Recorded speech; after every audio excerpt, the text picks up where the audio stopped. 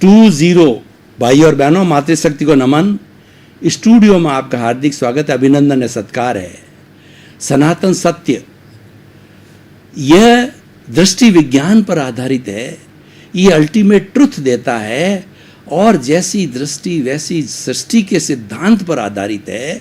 और इससे जुड़े हुए जो तत्व है वो कुदरत की रचना और कुदरत का कानून है। उसके तहत हम आपको धीरे धीरे शाश्वत सुख की ओर ले जाते हैं। आपका जो टेम्परेरी सुख है ये परमानेंट में बदल जाए, उसके लिए सारा प्रयत्न कर रहे हैं ताकि कि आपको मानव जीवन की पूरी सार्थकता मिले, आपकी सारी थिंकिंग पॉजिटिव हो जावे। तो आज का हमारा बहुत ही सुंदर विषय है, फाइलों का संभावपूर्ण निपटारा करो। अब यहाँ पर फाइल क्या है? मेरा शरीर फाइल नंबर 1 और मेरे नज़दीक से नज़दीक रहने वाली मेरी पत्नी फाइल नंबर 2, बेटा फाइल नंबर 3, बेटे की बहू फाइल नंबर 4, पोता फाइल नंबर 5, दूध वाला फाइल नंबर 6। ये सब जितने जितने व्यक्ति हैं जो कि हमारे से जुड़े हुए हैं, हर एक के अपने अपने सिस्टम में, चाहे परिवार से हो चाहे बिजनेस सिस्टम से हो, जितने भी लोग जुड़े हुए हैं वो सब फाइलें कहलाती है। तो इन फाइलों का संभावपूर्ण निपटारा करने का अर्थ क्या है? ये सारी जो फाइलें हमारे से कनेक्टेड होती है, पूरा जीवन भर हम जन्म से लगा के मृत्यु तक के बीच में 60 साल 70 साल जीते हैं, तो हमारे संपर्क के अंदर कोई भी व्यक्ति आता है, कोई भी जीवित प्राणी आता है, चाहे ऊंट है, घोड़ा है, गधा है, उसके आने का एक समय निश्चित होता है और वह फाइल के रूप में आता है और वह 2 चीज़ करने आता है, या तो वो लेने आता है या देने आता है। उदाहरण के तौर पर देखिए कि हमारी संतान बन कर के कोई आती है तो वो संतान 2 तरह की होती है, एक सुख देने वाली संतान और एक दुख देने वाली संतान है। सुख देने वाली संतान है, आपकी सेवा करेगी, आपके भरण पोषण का ध्यान रखेगी, आपको चित्त समाधि देगी और वह आपकी श्रवण कुमार बनेगी। और एक वही दूसरी संतान जिसको आपने उसी रूप में जन्म दिया, उसी रूप में पालन पोषण किया और समान रूप से सभी संतान को पालन पोषण किया, लेकिन दूसरी संतान आपको दुख देगी, आपकी संपत्ति का हड़प करेगी, वह काम कुछ नहीं करेगा लेकिन लॉयन शेयर्स लेने की कोशिश करेगा, आपसे विमुख हो जाएगा और आपकी कोई सार संभाल नहीं करेगा। एक जो है लौकिक व्यवहार के रूप में संतान बनेगा कि आपका बेटा है लेकिन आपको कष्ट पहुंचाता रहेगा, एक श्रवण कुमार है। और एक दूसरा है खाली नाम मात्र का बेटा है जो आपको कष्ट ही कष्ट देता है। ये सब फाइलों का जो है संभावपूर्ण निपटारा करने का अर्थ क्या है कि ये सब बड़ी बड़ी पार्टियां हैं जो कोई लेने आई है, कोई देने आई है। मैं आपको उदाहरण के तौर पर बताना चाहता हूँ कि आप कोई बैंक का अकाउंट खोलते हैं, उस बैंक के अकाउंट में डेबिट क्रेडिट 2 कॉलम होते हैं। अगर आपने 10,000 रुपये का लोन लिया तो बैंक आपके खाते के अंदर जो है वो डेबिट कर देगा 10,000 रुपया, लेकिन अब जो है आपने जो है वो धीरे 1,000 चुकाया, 2,000 चुकाया, तो वह चुकाने के साथ साथ के अंदर वह जो है वो चुकता हो जाएगा। जब पूरा चुकता हो जाएगा तो डेबिट क्रेडिट होकर के 0 हो जाएगा। इसका मतलब आप पर अब कोई कर्ज नहीं, आपका कर्जा निपट गया। उसी तरीके से ये 84 लाख जीवा योनि के प्राणी जिनके साथ में हमने पूर्व समय के अंदर किसी को दुख दिया है, किसी को सुख दिया है, और सुख के अंदर तो कोई बात ही नहीं, अच्छी बात है, देना ही चाहिए। मूल बात तो दुख की होती है, किसी को कष्ट दिया हुआ होता है तो वो हमारा बदला लेता है, और प्रत्यक्ष रूप से लेता है, अप्रत्यक्ष रूप से लेता है। तो वो जो कोई भी हमारे संपर्क में आ रहा है और हमारे को कष्ट देने की स्थिति पैदा करता है, तो आपको क्या चिंतन करना है? संभावपूर्ण निपटारा करने का अर्थ ये कि आपको ये चिंतन करना है कि सारी दुनिया में ऐसी कोई भी ताकत नहीं है जो कि मेरा बुरा कर सके या मेरा जो है वो भला कर सके। जो करने वाले होते हैं मेरे कर्म ही हैं जो कि जो है बुरा या भला कर सकते हैं। तो इसीलिए जब वो बुरा भला कर ही नहीं सकते तो कर रहा है। करने का अर्थ ये है कि आपका कर्जा है, तो इसीलिए वो कर्जे का भुगतान करने के लिए आया, और इससे हमारे इस पूरे सनातन सत्य सिस्टम के अंदर जो जुड़ी हुई अवस्था होती है वो कुदरत का कानून है। तो जब हम जन्म लेते हैं तो कुदरत के ताबे आ जाते हैं। कोई भी जीवित प्राणी कुदरत के बिना जन्म नहीं ले सकता है। और कैसे नहीं ले सकता, मैं आपको उदाहरण देना चाहता हूँ कि माँ के पेट के अंदर जब जो माता का अंडज और पिता का शुक्र दोनों मिलते हैं, तो ये दोनों तरह की जो आत्माएं होती है, दोनों तरह के जो जीव होते हैं, ये मर करके तीसरे जीव को पैदा करते हैं जो कि भ्रूण कहलाता है, एम्ब्रियो कहलाता है। और ये भ्रूण बड़ा होकर के तीसरी आत्मा के रूप में बच्चे के रूप के अंदर ये जन्म लेता है। और जिस दिन से भ्रूण बनता है उस दिन से ये कुदरत के ताबे आ जाती है। ये कुदरत पंचभूतात्मक है। पृथ्वी, जल, अग्नि, वायु और आकाश, 5 भूतों के बेसिक जो है ये कंपोनेंट से, बेसिक 5 कंपोनेंट से जो है ये जो है वो जो जन्म होता है, इनसे पालन पोषण होता है और ये उसमें जाके विलीन हो जाता है। जब कोई भी प्राणी जो है उसका शरीर जल जाता है तो 5 भूतों में जाकर के विलीन हो जाता है। पृथ्वी में, जल में, अग्नि में, वायु में और आकाश में जाकर के विलीन हो जाता है। तो ये कुदरत इतना कुदरत के कानून तुरंत जो है जो उसके साथ में, उसके जन्म के साथ आ जाते हैं, वो जुड़ जाते हैं। और ये सारा एक सा कानून 84 लाख जीवा योनि जितने भी बर्थ प्लेसेस सब पे एक सा लागू होता है। तो फाइलों का संभाव पूर्वक हम निपटारा करना, हमको समझना, संभाव रखना है ये मेरा ही किया हुआ है, ये पिछले जन्म की ध्वनि है, इस जन्म में प्रतिध्वनि बन के आती है। कैसे प्रतिध्वनि होती है? आप कभी किसी खुले कुएं के पास जाइए और कुएं के पास जाकर के आप बोलिए कि जो है तुम अच्छे व्यक्ति हो, तो भीतर से आवाज़ आएगी तुम अच्छे व्यक्ति हो। और तुम जो है वापस कहते हो तुम नालायक हो, तो अंदर से आवाज़ आएगी नालायक है। यानी जो आपने पिछले जन्म में कॉजेज डाले थे, पिछले जन्म में जो आपने ध्वनि की थी, वो कॉजेज है, वो बंच ऑफ दी कॉजेज बन करके इस जन्म के अंदर वो भाव कर्म द्रव्य कर्म रूप में बल करके जो कर्म बीज आपने डाला था वो पक करके और फल के रूप में इसमें आता है और वह फल हमें दिया जाता है। फल देने के लिए ये कुदरत उस व्यक्ति को जो फल देता है, जो बदला लेने वाला है, वो आकर के सामने खड़ा हो जाता है। कोई हमको मारता है, कोई पीटता है, कोई हमारा घर दबा लेता है, कोई पैसा दबा देता है, कोई गाली करता है, कोई गलोच करता है। तो उसके अंदर आपको जो है ना विचलित नहीं होना है कि ये मेरा ही किया हो, मेरे प्राप्त हो रहा है। और इससे फाइलों का संभाव पूर्वक निपटारा करना, ये हमारी आचार संहिता है, ये हमारा सम्यक दर्शन, सम्यक ज्ञान, चारित्राणी मोक्ष मार्ग। तो सम्यक चारित्र की बात है, वह हमारा ये फाइलों का संभाव पूर्वक निपटारा करना सम्यक चारित्र कहलाता है। और उसके अंदर 5 व्यवहारिक सूत्रों को मैं जोड़ना चाहता हूँ। व्यवहारिक सूत्र क्या है कि जगत निर्दोष सब मेरा दोष। इस सारी सृष्टि के अंदर दोष किसी का नहीं होता है और पूरी सृष्टि है वह जो है वह पूरी सृष्टि शुद्ध अवस्था में है और वह वीतराग है। और 84 लाख जीवा योनि का कोई भी प्राणी है, वह प्राणी जो है वह जो है मेरा कोई भी वह दोष नहीं कर सकता, वो दोषी नहीं है, मैं उसको मानता हूँ।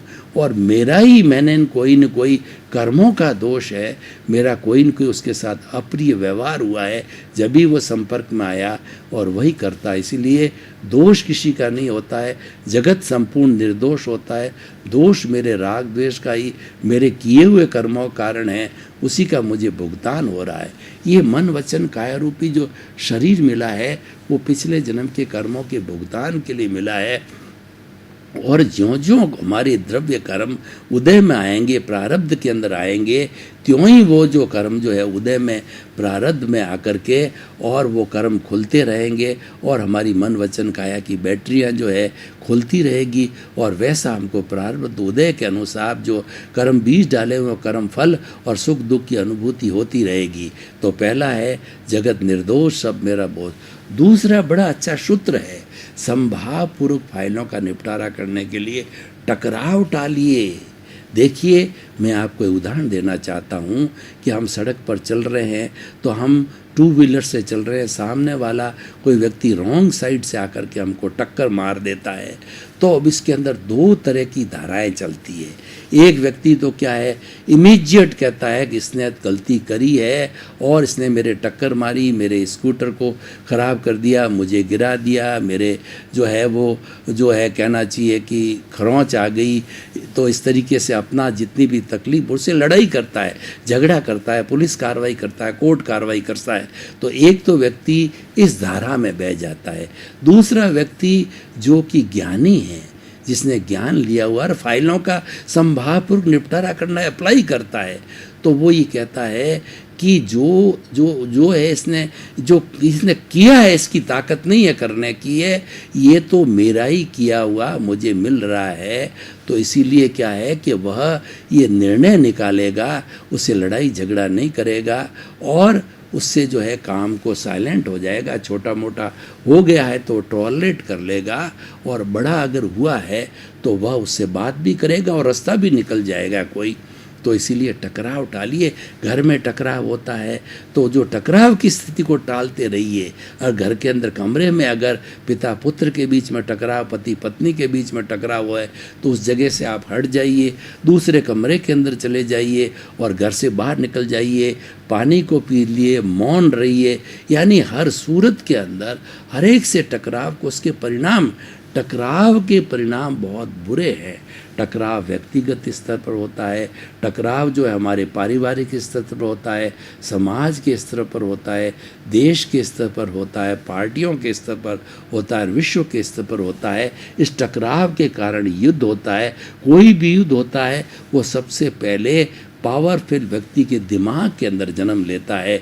कोई बड़ा पावरफुल व्यक्ति होता है जिसके पास में बहुत बड़ी ताकत होती है और उसके दिमाग के अंदर ये आ गया कि जो है वो फिर युद्ध कराएगा, लड़ाई कराएगा, झगड़ा कराएगा, और वो झगड़े टंटे के कारण जो है वो टकराव बढ़ता जाता है। उसके परिणाम बड़े घातक होते हैं और टकराव को टालता है, वो फाइलों का संभावपूर्ण निपटारा करता है और वह बड़ी शांति की अवस्था में रह जाता है।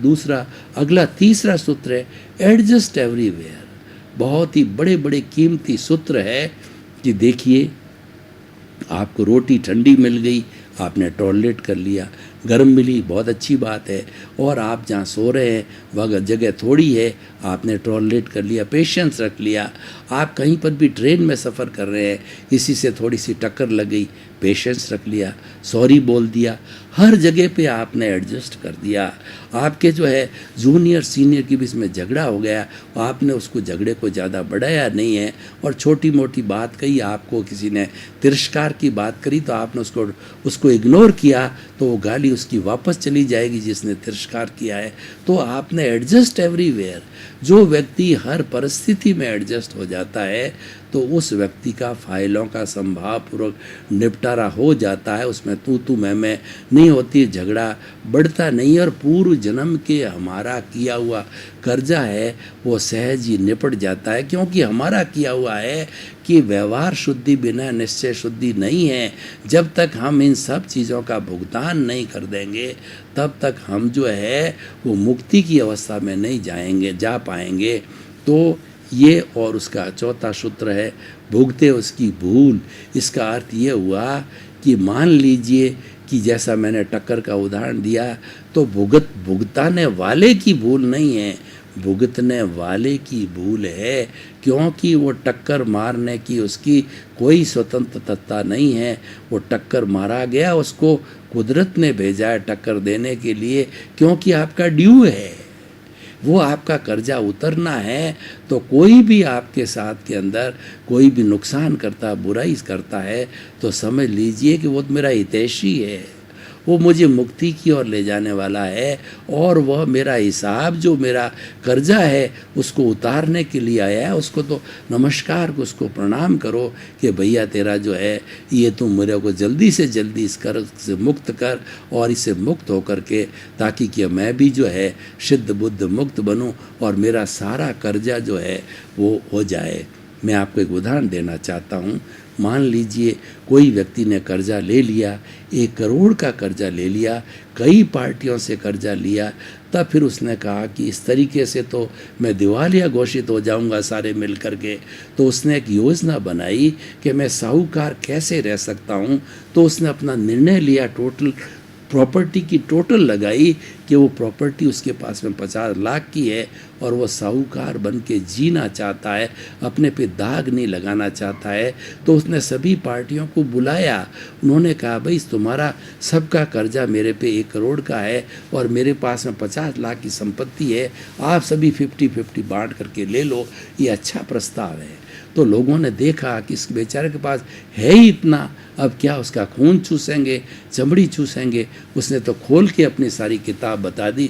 उन्होंने ले लिया और उसको साहूकार घोषित किया गया और पुनः उसने वापस अपना काम किया तो बहुत बड़ा मल्टी मिलियनर बन गया। उसका दाग धुल गया, क्योंकि ऐसा कहा जाता है if wealth is lost nothing is lost, if health is lost something is lost and if character is lost everything lost.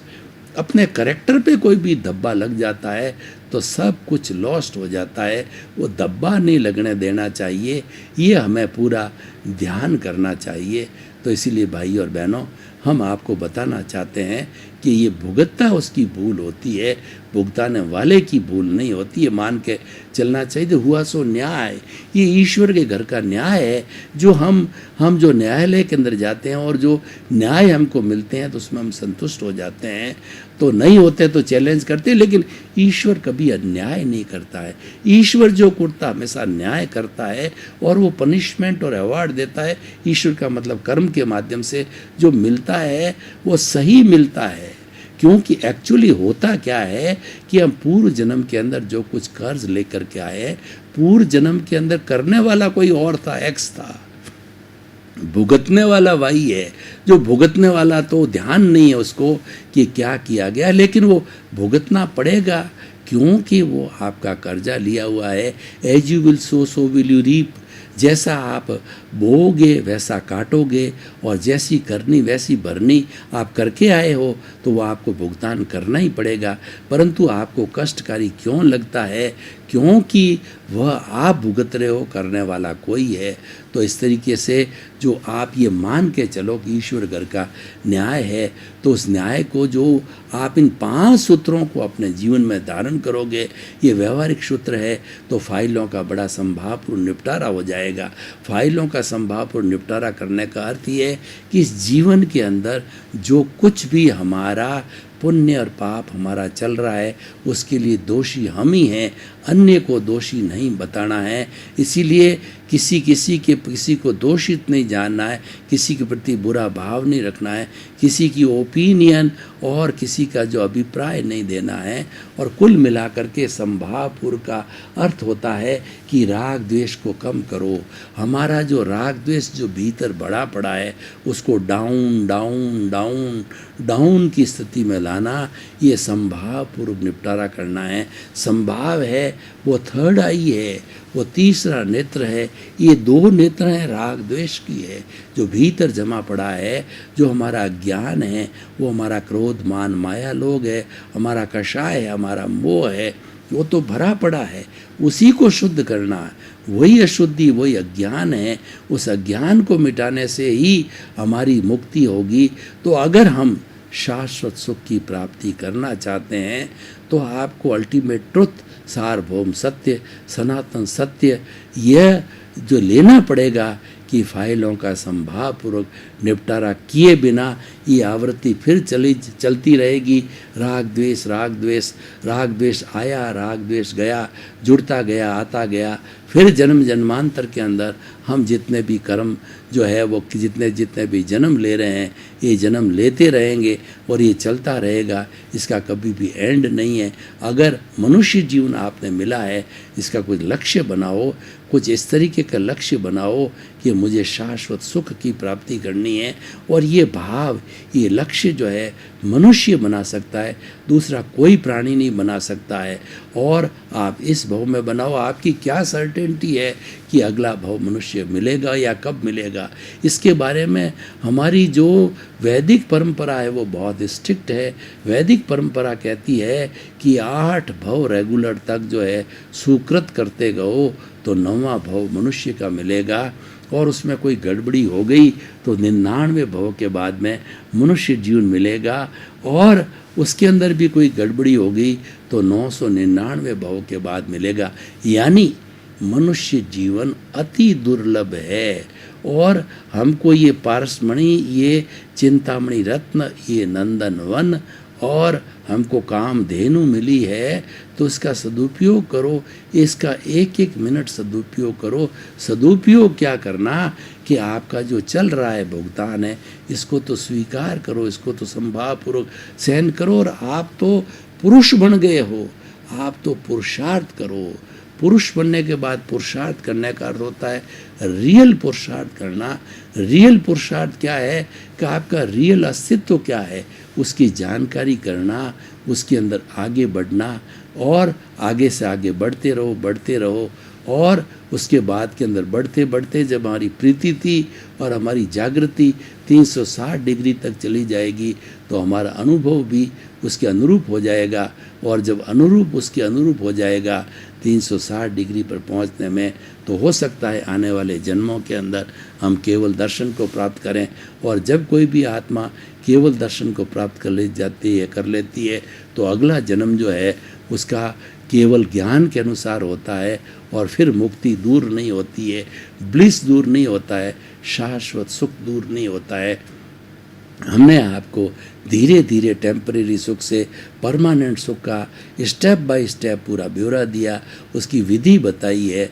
तो उस विधि के अंदर जो हमारे पुराने जितने भी हमने किसी को कष्ट दिया है, दुख दिया है, तो उसके प्रति प्रतिक्रमण, प्रत्याख्यान और आलोचना करते रहो। यानी आप जो है हर वक्त ये प्रायश्चित करते रहो कि हमने किन किन लोगों को, किन किन प्राणियों को प्रत्यक्ष अप्रत्यक्ष को दुख दिया है, उसे क्षमा याचना करते रहो, उससे सॉरी करते रहो, उससे मिच्छामि दुक्कडम करते रहो, उससे आपका शुद्धिकरण होता रहेगा।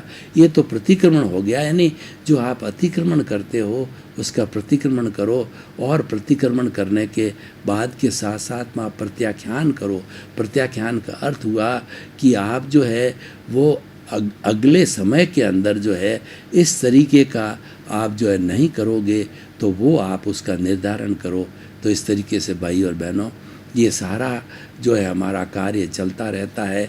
तो आप जो है इन सूत्रों को जानिए, और ये सबसे बहुत ही सुंदर सूत्र हमको फाइलों का संभावपूर्वक निपटारा करना मिला है। यानी पूर्व जन्म का आपका जितना भी कर्जा है वो धीरे धीरे सहन शक्ति रखते हुए उतारते जाइए, और कर्जा जब पूरा उतर जाएगा, जब आपका राग द्वेष जीरो हो जाएगा, तो जीरो राग द्वेष होने के बाद के अंदर जो है आप सिद्ध बुद्ध और मुक्त बन जाओगे।